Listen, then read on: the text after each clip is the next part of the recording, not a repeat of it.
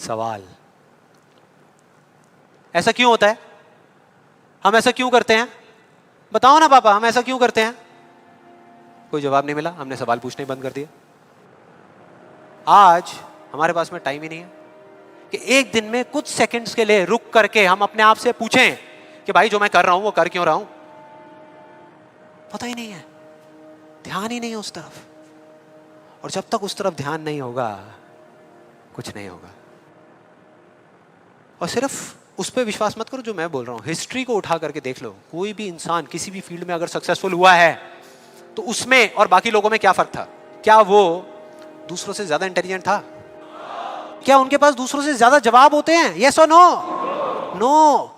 उनके पास में दूसरों से ज्यादा अच्छे सवाल होते हैं। हर चीज में एक ही सवाल कि अगर ये दुनिया ऐसी है तो ऐसी क्यों है, और क्यों मैं इस दुनिया को बदल नहीं सकता? अगर पूरी दुनिया मुझे ये कहती है, मेरे घर वाले मुझे कहते हैं कि मेरी तो किस्मत ही खराब है, मेरी हाथ की लकीरों में ही कमी है, तो क्यों मैं अपनी हाथ की लकीरों को नहीं बदल सकता? हर चीज में एक ही सवाल।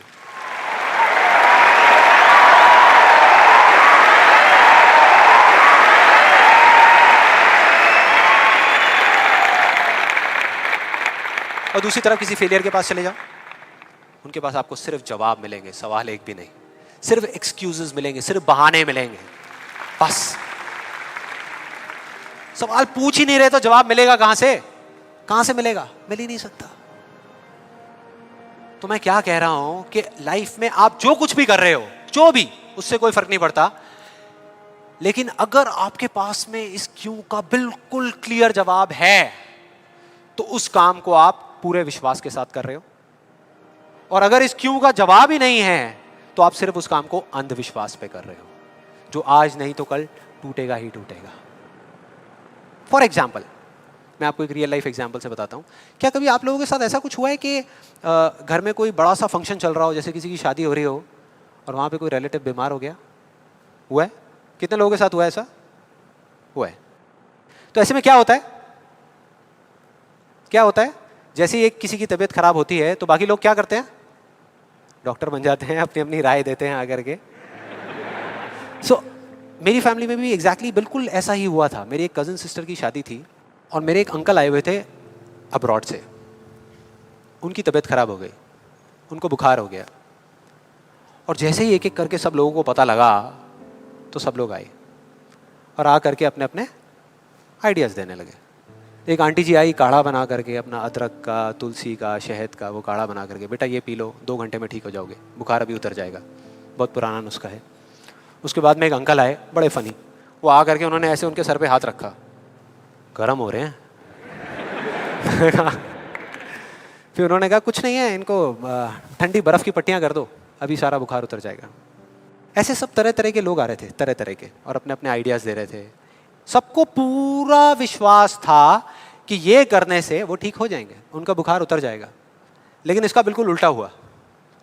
अगले दिन सुबह उनका बुखार कम होने की बजाय और बढ़ गया, तेज हो गया।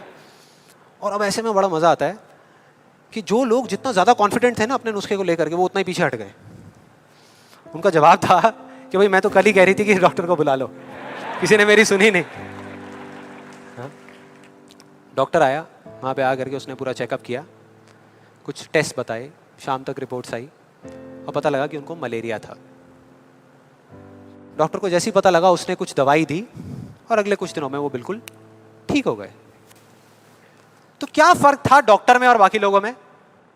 डॉक्टर ने कुछ भी करने से पहले, मतलब कि अपना इलाज शुरू करने से पहले, कोई भी नुस्खा बताने से पहले ये पता लगाया कि उनको बुखार क्यों हुआ, और बाकी किसी ने ये पता लगाना जरूरी ही नहीं समझा कि उनको बुखार हुआ क्यों। डॉक्टर को पता था कि उस बीमारी का कॉज क्या है, उसकी जड़ क्या है, उसकी वजह क्या है, और इस वजह से उसको पूरा विश्वास था कि मैं ये दवाई दूंगा और वो ठीक हो जाएंगे। बाकी सब जो कह रहे थे कि हमको विश्वास है, उनको सिर्फ अंधविश्वास था कि वो ठीक हो जाएंगे, वो विश्वास नहीं था।